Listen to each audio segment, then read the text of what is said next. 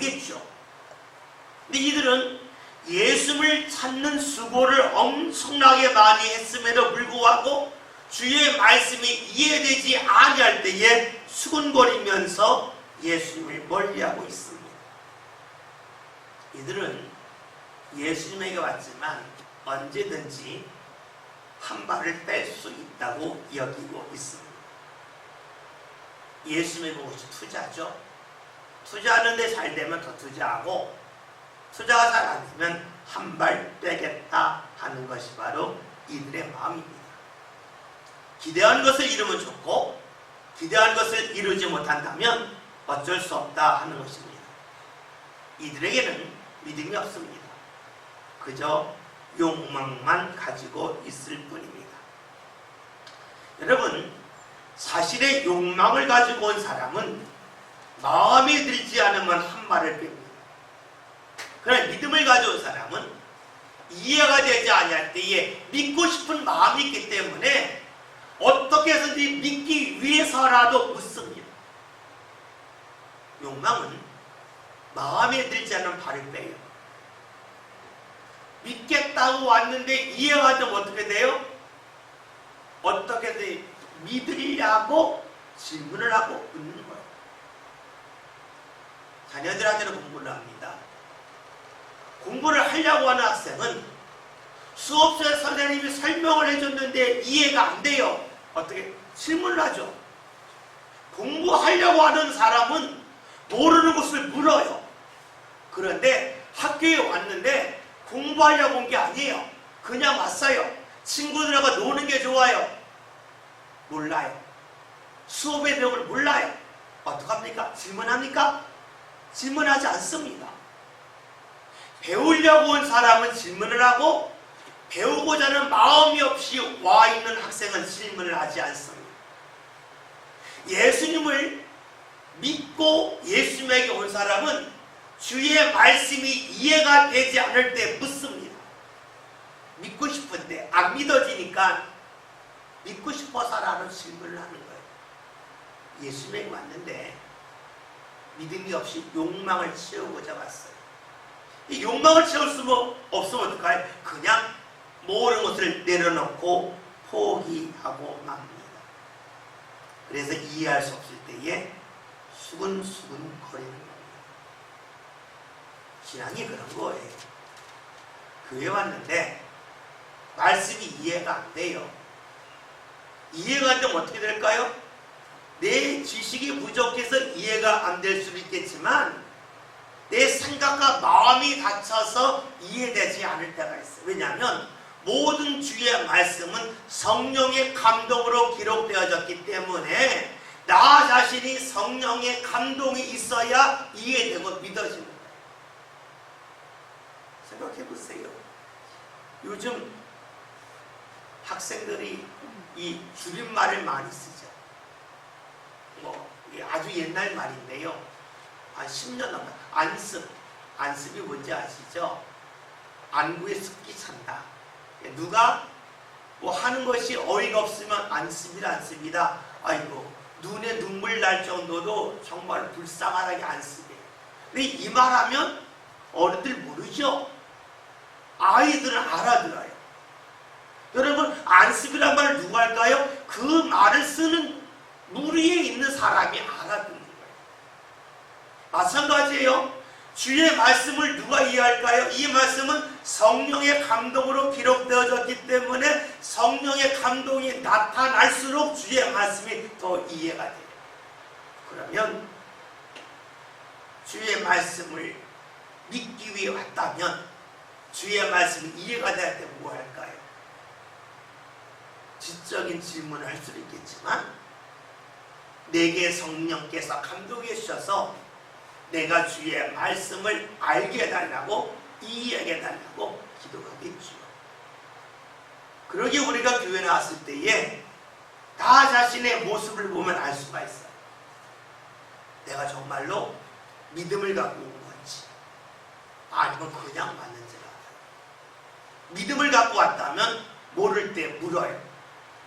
여러분, 당시 유대인들이 왜 예수님에게 말을 하지 않고 서로 수군거렸을까요? 이들은 믿음을 갖고 온 게 아니잖아요. 욕망을 갖고 왔잖아요. 욕망을 갖고 왔는데 자신의 욕망을 채울 수 없음을 느끼는 순간에 그냥 수근거리건 맙니다. 신앙생활도 교회에서도 우리가 이해할 수 없는 일들이 일어날 때가 있어요. 이해할 수 없는 말씀이 들려질 때도 있어요. 이때의 믿음의 사람은 무엇을 할까요? 묻는 거예요. 하나님에게 묻는 거예요. 그리고 이 일이 왜 일어나는지를 물을 수도 있고, 이 일을 통해 하나님께서 저를 인도하고자 하는 곳이 어딘지에 대하여 물을 수가 있습니다. 여러분, 예수님께 찾아오는 이들이 시간을 투자했어요. 배를 타고 건너왔어요. 물질을 투자했어요. 그러나 믿음이 아닌 욕망으로 왔기 때문에 죽은 거예요. 우리가 신앙생활을 하면서 누가 죽은 거일까요? 믿음으로 온 사람일까요? 아니면 자신의 어떠한 욕망을 채우고자 하는 사람일까요? 우리가 교회에서 주를 믿는 것, 여기에 초점을 맞추면 수근거릴 일이 없어요. 그러나 사람들에게 인정받고 싶은 마음이 있다면, 그 욕망이 있다면 우리는 수근거리기가 쉽습니다. 우리 모든 믿음의 성도들이 냉정하게 우리의 삶을 뒤돌아봅시다. 내가 정말로 믿음을 갖고 왔는가? 믿음을 갖고 왔다면 이해할 수 없는 일세 무엇을 해야 될까? 수근거리는 것일까? 기도하는 것일까? 하는 것을 물어볼 필요가 있습니다. 그리고 나 자신이 무엇을 하는지를 보면 나의 신앙이 믿음 가운데 서 있는지, 아니면 어떠한 욕망을 충족하고자 하는지를 알 수가 있다는 것이죠. 42절 함께 보겠습니다. 42절 다 같이 읽습니다. 이르되 요셉의 아들 예수가 아니냐? 그 도를 우리가 아는데 자기가 지금 어찌하여 하늘에서 내려왔다 하느냐? 아멘. 요한복음을 보면은요, 예수님에 대하여 이런 얘기 참 많이 나옵니다. 나사렛에서 선한 것이 날 수가 있겠냐? 요한복음 1장에 있었죠. 나다니엘이 예수님의 한 이야기예요. 또 6장에서 보면 우리가 그의 부모를 알고만 그거 어떻게 하늘에서 왔다 하냐, 뭐 이런 거가 있어요. 또 요한복음 7장을 보면은요, 그가 그리스도인가 아닌가 할 때에 그리스도는 다윗의 자손으로서 베들레헴에서 난다고 했는데 그렇지 않지 않냐, 이런 식으로 예수님의 출생관에 계속 질문을 던져요. 그런데 예수님은요, 한 번도 그에 대한 말이 옳다 그를 말하지 않아요. 요한복음은요, 태초에 말씀이 계시니라, 그가 말씀과 함께 계셨다라고 합니다. 사람의 몸에서 나셨지만 그 사람이 몸이 누군지에 관하여는 의도적으로 우리에게 알려주지는 않습니다. 그것이 그다지 중요한 일이 아니기 때문에. 근데 사람들은요, 자꾸만 묻는 거예요. 어디서 태어났느냐, 부모가 누구냐 하는 것을 묻고 있어요. 이 사람들 하는 이야기를 봅시다. 이는 요셉의 아들 예수가 아니냐, 이 말이 옳습니다. 그러면서 그들의 이야기가 그 부모를 우리가 아는데 그럽니다. 안다 그럽니다. 무엇을 할까요? 직업을 알겠죠? 나이를 알겠죠? 어디 사는지를 알겠죠? 그런데 요셉의 마음을 알까요? 요셉이 하나님을 경험한 걸 알까요? 몰라요. 아는 게 없는 게 아는 게 있어요. 요셉의 얼굴도 알고 직업도 알고 어떤 배경에서 사는지 환경사를 다 알아요. 그러나 다 아는 건 아니에요. 요셉의 마음을 몰라요. 요셉이 하나님을 경험한 건 몰라요. 근데 이들은 자신이 일부 아는 것을 가지고 마치 요셉을 다 아는 것처럼 말하고 있습니다. 자신들이 본 것이 있어요. 그러나 보지 못한 것도 있어요. 그럼에도 불구하고 다 아는 것처럼 말합니다. 우리가 냉정하게 우리 자신을 살펴볼까요? 여러분은 여러분의 배우자에 대해 잘 알고 계세요? 배우자가 어떤 마음 갖고 계신지 아십니까? 여러분 자녀가 뭐 좋아하고 뭐 싫어하는지 아십니까? 더 다른 질문 해볼까요? 여러분 아세요? 여러분의 마음을 잘 모를 때가 많죠. 그런데 우리는요, 그럼에도 불구하고 마치 나 자신도 모르고 내 가족도 잘 모르면서 다른 사람에 대해 다 안다고 여길 때가 있어요. 지금 유대인들이 예수님에 대하여 과거의 일부를 알매로 불구하고 마치 모든 것을 다 아는 것처럼 말하고 있습니다. 지금 이들이 예수님을 향하여 요셉의 아들이 아니냐라고 말하고 있습니다. 차량돼서 태어났다는 거죠. 그런데 여러분 질문해 볼까요? 그 알면서 왜 왔을까? 하는 거예요. 다 안 되며요. 예수님의 아버지가 요셉이고 목수고 가난한 거 안되면서요? 근데 왜 왔어요?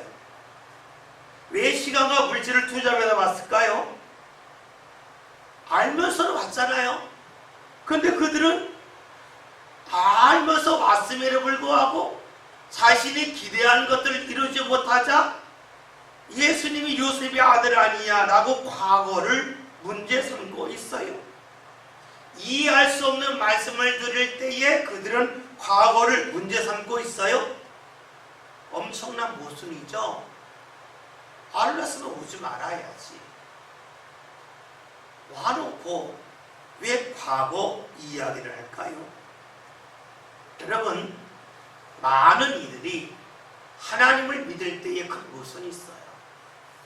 어떤 목사님 이런 글을 썼어요. 믿음의 사람들 중에 가장 큰 모순이 뭐냐면 하나님 안 돼요 래요. 주님 안 돼요. 이상하잖아요. 주님이라고 보면 다 종이잖아요. 여러분 종이 주인이 시키는 건데 안 돼요란 말 안 하잖아요. 주님이라고 부르지 말든가 아니면 안 돼요라고 말을 하지 말든가 해야지. 주님 안 돼요. 이건 말이 안 된다. 앞과 뒤가 전혀 맞지 않는다는 거죠. 주님이라고 부르지 말든가 아니면 안 돼요를 하지 말든가 하는 거예요. 근데 우리는 주님 안 돼요 안 돼요. 이 속에 뭐가 있습니까? 주님이 아니라는 거예요. 그러면서 입으로 고백하는 거예요. 그러니까 자기 모순에 빠진다는 거죠. 주님이 입술의 주님이지 삶의 주님이 결코 아니라는 것입니다. 좀 다른 얘기 해볼까요? 여러분들이 목사가 설교할 때에 설교를 듣고 나서 에이 목사님 오늘 왜 그런 설교 하셨을까? 그런 마음이 들 때가 있었을 거예요. 그래 참 묘하죠. 몸이 아프면 목사 와서 기도해 주면 좋아요. 이상하지 않아요? 여러분 몸이 아픈데 장로님이 가서 기도하고 목사가 가서 기도했어요. 똑같이 기도했어요. 그런데 대부분의 교인들은 목사가 가서 기도하면 좋아하죠. 왜 그래요? 아이 목사님이니까 하나님이 함께 하시니까 이 마음이 있어요. 기도할 때에는 목사가 필요하고요. 말씀을 전할 때에는 목사가 설교하는 에이 목사님은 실수한 거야. 이렇게 돼버린다는 거죠. 내가 몸이 아프고 아쉬울 때 목사가 기도할 때는 목사님이 되고 내가 부족함이 없을 때 설교 말씀을 들을 때는 목사님이나 목사가 돼버리죠. 뭐예요? 나 스스로 왔다 갔다 하는 것이에요. 여러분 이럴 때 참 많아요. 힘들 때 너무 기도해 주세요. 왜 기도해 달라고 그래요? 하나님이 돕기를 원하는 거 아니겠어요? 힘들 때 기도해 주세요 그래요? 근데 힘든 것이 끝나면 기도라는 말을 하지 않아요. 기도하자는 말도 하지 않아요. 말씀도 안 들어요. 그러니까 스스로 모순이죠. 앞뒤가 안 맞는 거죠. 여러분, 앞뒤가 안 맞는 모순의 특징이 있죠. 그것은요, 쉽게 무너진다는 데 있어요. 우리가 기둥을 이렇게 올릴 때에요, 기둥이 일자로 올라가야 튼튼하죠. 근데 기둥이 우측 좌측 왔다 갔다 했어요. 사람이 하려면 우왕좌왕하듯이 기둥이 왔다 갔다 했어요. 여러분, 그런 것을 보면서 어떤 마음 들어요? 멋있다는 마음 들겠어요? 아, 저거 언제 무너지겠다, 그 마음 들겠어요? 당연히 무너지겠다는 마음 들겠죠. 여러분, 신앙이 그렇지 않겠어요? 힘들 때는 기도해 주세요. 그런데 말씀은 안 들어요. 힘들 때는 목사님 기도해 주세요. 근데 설교 말씀할 때는 왜 저런 설교하시나 그래요. 왔다 갔다 하잖아요. 이게 자기 모순이죠. 여러분, 지금 예수 믿고 온 사람들 모습 보세요. 왔잖아요. 배 타고 왔어요.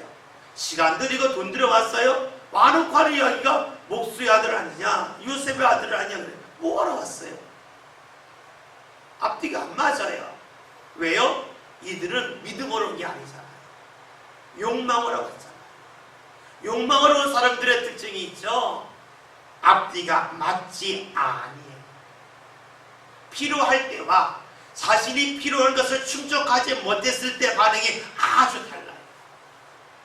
이것이 바로 유대인들의 모습이요, 모순적인 신앙이라는 것이에요. 그런데 우리가 생각해야 할 것이 있어요. 여러분, 하나님은요, 어느 한 지역에만 묶여있는 분이 아니에요. 우리가 열왕기상이라는 말씀을 보면 이스라엘이 아람과 싸울 때 아람 사람들이 말해요. 아, 이스라엘 믿는 신은 산의 신이요, 평지의 신이 아니라, 그러니까 산에서 싸우지 말고 평지의 싸움으로 이길 거다 해서 싸움을 평지에 쌌죠. 근데 지잖아요. 왜요? 하나님은 어떤 특정한 지역에만 머무르시는 분이 아니요, 모든 지역을 주관하시는 분이세요.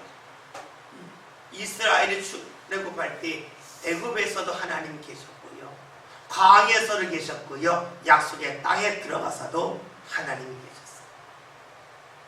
육체적으로 힘들 때로 하나님이 계셨고요, 정신적으로 힘들 때로 하나님이 계셨고요, 모든 것이 풍족할 때도 하나님이 계셨어요. 하나님은 어디든지 계세요. 그러기에 우리가 내가 원하지 않는 일이 있다 할지라도 여러분, 그 자리에 하나님의 계심을 믿는 것이 신앙. 내가 원하지 않는 자리에는 하나님이 계시지 않다면은요, 여러분, 우리가 하나님 믿을 필요 없어요. 하나님 피해갈 수 있는데 뭐하랍니다. 하나님을 우리가 믿는 이유는요, 하나님을 피해갈 수 없기 때문에 믿는 거예요. 하나님은 어디든지 계시도록 믿는 거예요. 공간적으로 어디든지 만약 환경적으로 어떤 형편에 있든지 하나님이 계셔요. 여러분, 이것을 발견하고 믿는 사람의 고백이 있죠. 빌립보서 4장 12절이잖아요. 내가 궁핍에 처할 줄도 알고 빈곤에 처할 줄도 알고 풍부에 처할 줄도 알았지만 내가 일체의 비결을 비웠다. 내가 자족하게 비웠다. 바울의 고백이 뭡니까? 내가 가난할 때에도, 내가 어려울 때에도, 내가 부유하고 넉넉할 때에도 하나님이 계셨다고 하는 고백이 있어요. 하나님 피해갈 수 없다는 것은 다른 말로 하면 하나님은 어느 자리든지 우리를 지키시는 분이라고 하는 그 믿음의 고백이 있어요. 그러니 그가 고백하잖아요. 내게 능력 주시자 내가 모든 걸 할 수 있다. 이게 뭡니까? 주님이 나와 함께 하신다면 어느 자리든지 간에 감사하며 살 수 있다는 것이 그의 고백이에요. 주님이 함께 하시기 때문에 내가 뭐 강대상 못 들어오는데 든다, 내가 돈을 못 벌었는데 돈을 많이 번, 이런 뜻이 아니에요. 어느 형편에든지 나는 감사하며 살 수 있다는 거죠. 여러분, 그 신앙이 우리의 진짜 신앙이 되겠죠. 우리가 언젠가 이 세상 다 떠나잖아요. 어느 순간에 코에서 바람이 안 나올 거 아니에요. 숨이 멈추면 바람이 안 나오잖아요. 여러분, 그때에 우리가 감사할 수 있을까? 주님을 찬양할 수 있을까? 이것이 진짜 신앙인데, 그게 뭡니까? 주님이 어느 자리에 어린 자리에 계시다는 그런 뜻이 되겠죠. 지금 자기중심적인 사람들이 있어요. 올 때에는 예수님에게 기도하고 왔는데 기대가 무너지니까 이거 요셉의 아들 아니냐 하는 사람이 있어요. 내가 본 것을 절대화하는 사람이 있어요. 절대화한다는 것은 무엇을 말할까요? 자신을 믿는 거예요. 자신을 믿으니까 자신이 다 안다고 생각해요. 자신을 믿지 않으면 내가 본 것이 다라고 어떻게 말하겠어요? 여러분, 자신이 옳다고 여기면 의인이에요. 내가 아는 것이 다라고 생각하면 그것도 의인이에요. 그러면 후회할 일이 없어요. 사람은요, 죄인이에요. 후회하면서 살아요. 여러분 혹시 살면서 이런 적 없으세요? 이럴 줄 알았으면 10년 전에 내가 이 집 사놓을 걸. 뭐 이런 마음 든 적 없어요? 우리 동네가 이렇게 그냥 번할 줄 알았으면은 10년 전에 은행에서 대출 받아가지고 땅 사놓을 걸. 그러면은 지금 부자 됐을 텐데. 이런 마음 가져본 적 한 번도 없으세요? 후회하는 거잖아요. 왜 후회해요? 실수했다는 거 아니에요. 실수한 게 뭐예요? 잘못됐다는 건 죄인이죠. 내 삶을 보면 후회가 전혀 없는 사람이 없어요. 잘못된 일을 했다고 늦게라도 깨달으니까 후회하죠. 후회하지 않는 사람이 어디 있어요? 이것이 뭐예요? 죄인이라는 거예요. 우리가 하나님 앞에 나오는 이유가 어디 있을까요? 처음에는요, 내가 부족해서 나와요. 무언가 필요하니까 나오는 거예요. 그러면서 나중에 무엇을 느낄까요? 나 자신이 부족하다는 사실. 처음에는요, 내게 부족한 것을 채우기 봐요. 그러나 나중에는요, 내가 부족하다는 걸 알아요. 그래서 신앙생활을 처음에는요, 내게 부족한 것, 내게 물질이 부족해요, 내게 건강이 부족해요, 이것 때문에 예수 믿죠. 나중에는 주님을 통해서 주님, 저와 자신이 부족한 사람이네요. 주께서 저에게 은혜 주셔서 살고 있네요. 이것이 신앙의 사람의 모습이라고 말할 수가 있어요. 그러기에 우리에게 필요한 것은요, 다른 말로 하면 주의 도움이 아니라 주의 인도하심이에요. 주의 도움은요, 내가 바른 길로 가는데 주께서 도와주셔서 바른 길로 가게 해달라는 것이고요. 주의 인도하신다는 것은요, 제가 바른 길이 무엇인지 모르지만 주님이 끌고 가시면 저는 바른 길로 갈 수 있습니다. 이게 인도함이 되겠죠. 그래서 우리의 신앙이 성장할수록 주님, 저 이거 도와주세요 라는 기도보다는 주여 저 인도해 주세요. 주여 저 인도해 주세요. 이런 기도를 할 수밖에 없겠지요. 나 자신의 부족함을 알 때에요, 일어나는 현상이 무엇일까요? 나를 버릴 수가 있어요. 그래서요, 성숙한 사람의 신앙의 특징이 무엇일까요? 나 자신을 버리는 것이 됩니다. 바울이 자랑한 것이 딱 하나 있어요. 고린도전 15장을 보면 나는 날마다 죽노라. 내가 자랑할 것이 있다. 단언한다. 나는 날마다 죽는다 하고 말해요. 그 이유는 아시겠죠? 자신이 온전하지 아니함을 알기 때문이에요. 신앙의 사람은요, 나 자신을 내가 모른다고 하는 것을 아는 거예요. 다른 사람도 몰라요. 제가 아마 지난해 같은데요, 영화를 한 편 봤는데 제목이 완벽한 타인이에요. 정말 그 영화 너무 재밌게 봤어요. 그 영화 어떤 내용이냐면요, 친구들이 모였어요. 친구들이 모여놓고 서로 안다고 생각하는 거예요. 그러면서 핸드폰을요, 서로 다 스피커폰으로 받잖아요. 그걸 나는 떳떳해 하고 딱 스피커폰으로 봤는데 부인들도 있는데 바람피 땀편 나오고 또 뭐예요? 지금 안 좋은 짓 하는 그런 사람들이 다 드러나는 거예요. 부인이 볼 때는 내 남편 정말로 나만 아는 사람이라고 여겼는데 스피커폰으로 전화를 다 통하다 봤더니 남편이 믿을 사람이에요. 본이 정말로 좋은 사람이 여겼는데 스피커폰을 딱 들어봤더니 아니에요. 서로 아는 선후배가 있어요. 서로 굉장히 위하는 줄 알았는데 스피커를 딱 들어봤더니 뒤에서 뒷담 마니아가 다 나와요. 서로 굉장히 친한 줄 알았는데 너무 모르는 거예요. 저 사람이 나 좋아하는 줄 알았는데 좋아하는 것이 아니라 뒷담하고 다니는 걸 모르는 거예요. 완벽한 타입이에요. 여러분, 배우자 얼마나 아시나요? 완벽한 타입이에요. 내가 나를 알까요? 그것도 완벽한 타입입니다.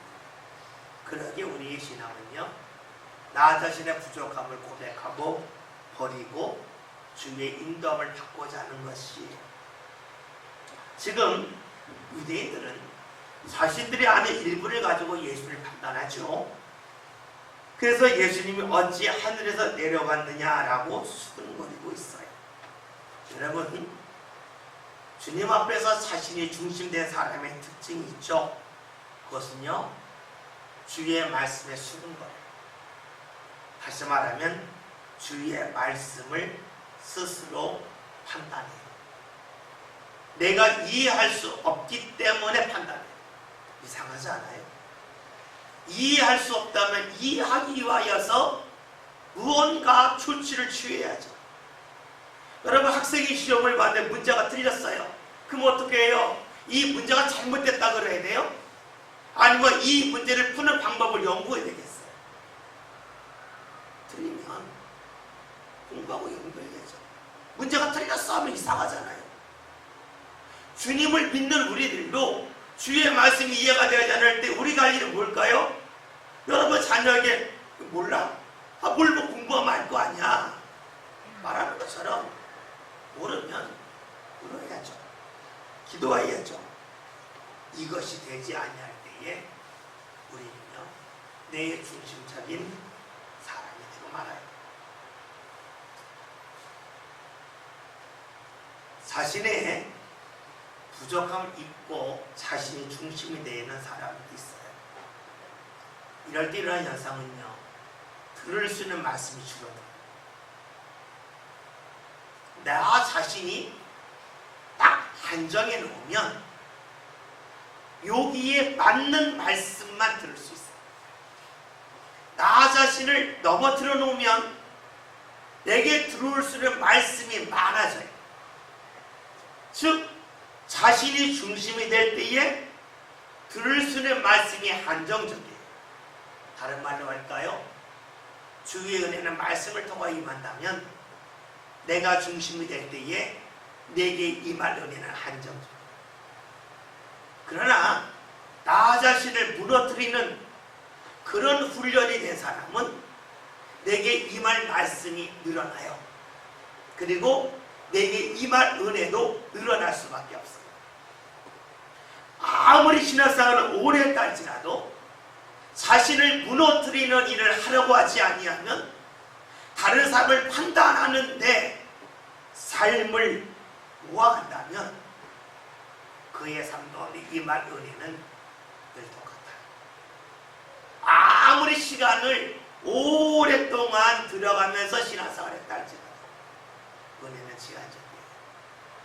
그러기에요, 나를 무너뜨리는 것, 즉 내가 죄인임을 끊임없이 고백하며 이를 기억하며 살아갈 때에 우리의 삶 가운데 주의 은혜는 많아지죠. 우리가 로마서 5장에 나와 있는 말씀처럼 죄가 더한 곳에 은혜가 넘쳤다라는 말씀이 나와 있죠. 내가 죄인임을 고백하면 고백할수록, 나를 무너뜨리면 무너뜨릴수록 말씀의 문은 넓어져요. 당연히 은혜로 넓어지겠죠. 그러나 나를 무너뜨리지 않는 사람, 내가 죄인이라 여기지 않는 사람에게는 주의 말씀이 한정적이요 주의 은혜로 한정적으로 임할 수밖에 없습니다. 여러분, 말씀을 듣고 자신을 버릴 수 있는 사람이 말씀을 듣고 말씀을 붙잡을 수 있습니다. 당시 유대인들은 많은 이적을 보았습니다. 그럼에도 자신을 버리기가 힘들었습니다. 그래요. 나를 버리는 게 힘들어요.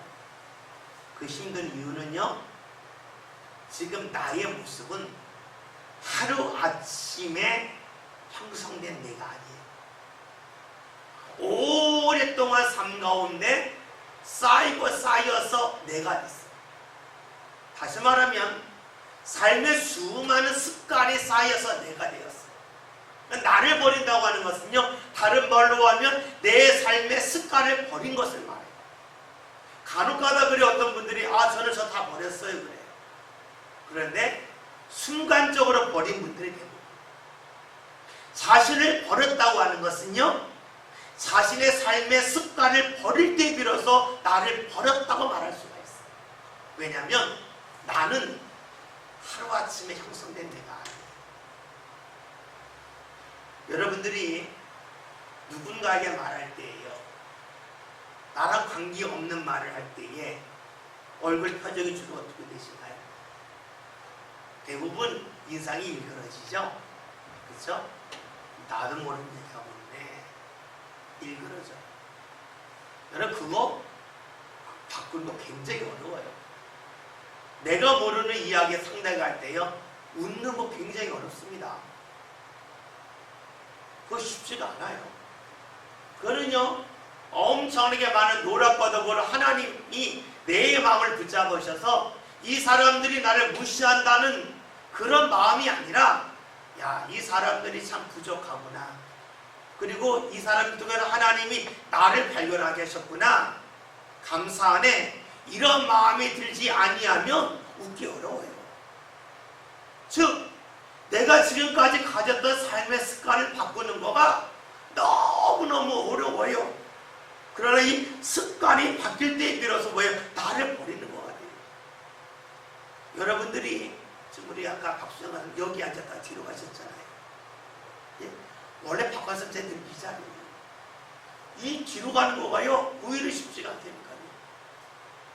우리 임거산 자리 늘 이 자리잖아요.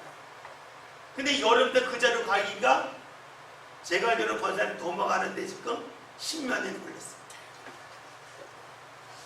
그렇잖아요, 권사님 여기 앉으면 추워.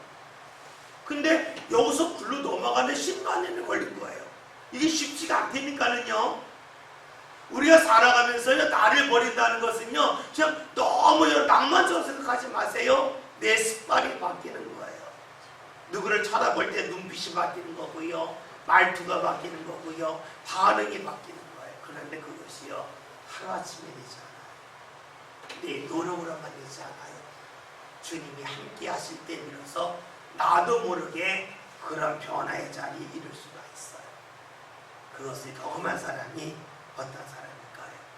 내가 주인임을 깨달은 사람이고 주의 인도하심을 경험한 사람이에요.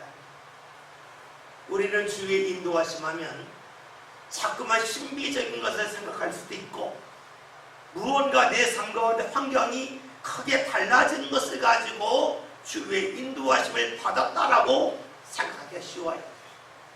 그러나 진짜 주의 인도하심은요, 나를 버리는 거예요. 내 습관이 바뀌는 거예요. 우천이 없어요. 주님이 붙잡아 주셔야 돼요. 주님이 나를 붙잡아 달라고 간구하는 것이 계속 이어져야만 그 현상이 나타납니다. 저 우리 믿음의 성도들 삶 가운데 이러한 역사가 나타나서 주님이 나를 인도하셨다. 어느 날 봤더니 내 삶의 습관이 이렇게 달라져 있구나. 내가 다른 사람들을 대할 때에, 내가 말할 때에, 내가 표정 지을 때에 내가 달라졌구나 하는 것을 스스로 느낄 수 있다면 정말로 주의 인도하심을 받은 것이고 이것을 증언하신 사람이 될 것입니다. 여러분, 우리의 신앙의 삶 가운데 그런 역사가 끊임없이 나타나서 주의 인도하심을 입으로만 고백하지 마시고 삶을 통하여 경험할 수 있는 저와 여러분이 다 될 수 있기를 주의 이름으로 기도드립니다. 기도합니다.